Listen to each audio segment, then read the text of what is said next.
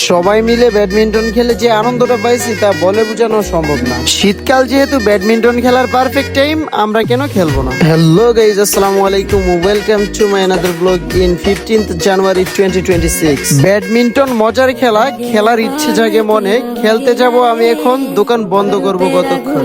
9টার পরে যখন ইচ্ছে জাগে খেলতে যাওয়ার, তৈরি হয়ে নেই ওহিদ, ইয়াসিন আর শামিম, আমরা 4 জন মিলে রওনা দিই। এবারের শীতকালটা আমাদের কাছে কিছুটা ব্যতিক্রমী আপনাদের জানাই, কারণ এবছর শীতের সময় বেশি খেলাধুলা করতে পারি না। খেলাধুলা আমার প্রিয়, ভালোবেসে যাই, যে কোনো খেলার মাঝে আনন্দ খুঁজে পাই। ব্যাডমিন্টন খেলার জন্য হেঁটে হেঁটে যাই, গন্তব্যে পৌঁছে আবিদ, রাফি আর উমর ফারুককে দেখতে পাই। আমরা আসার আগে ওরা লাইটিং এবং নেট ফিটিং করেছিল, তাই ওদেরকে ধন্যবাদ জানাই। মাঠে এসে ইয়াসিন আত্মহারা হয়ে গেল, ক্যামেরাম্যান শামিমও ক্যামেরাবন্দি করে ফেল। ব্যাডমিন্টন খেলা যদিও আমি তেমন একটা পারি না, আনন্দ ভাগাভাগি করে নেওয়ার একটা মাধ্যম, তাই আমিও হাল ছাড়ি না। ব্যাডমিন্টন মজার খেলা, কারা খেলতে চান এই ভিডিওর কমেন্ট বক্সে তারা বলে যান। রাফির ম্যাচ খেলা শেষ তো, তাই সে মোবাইল নিয়ে ব্যস্ত।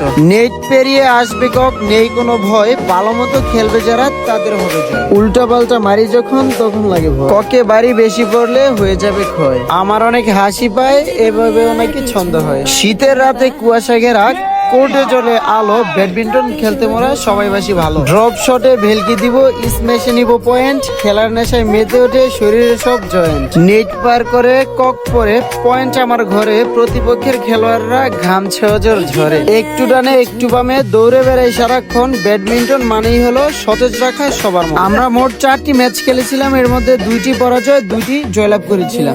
ভাতিজা আবিদের ব্যাট ঘুরানোর স্টাইলটা অসাধারণ ছিল, জাস্ট ওয়াও। কবজির মোচরে গতির ঝড়, ব্যাডমিন্টনই কাটে শীতের প্রহর। শীত আসবে ব্যাডমিন্টন খেলবো না তা কি করে হয়? এই খেলার আনন্দ খেলা প্রেমিকদের মাঝেই রয়। ছন্দ সুরে ভিডিও উপহার দিলাম, আপনাদের ভালোবাসাটুকু দিয়েন, আপাতত আমার সালামটুকু নিয়েন। আল্লাহ হাফেজ, আসসালামু আলাইকুম।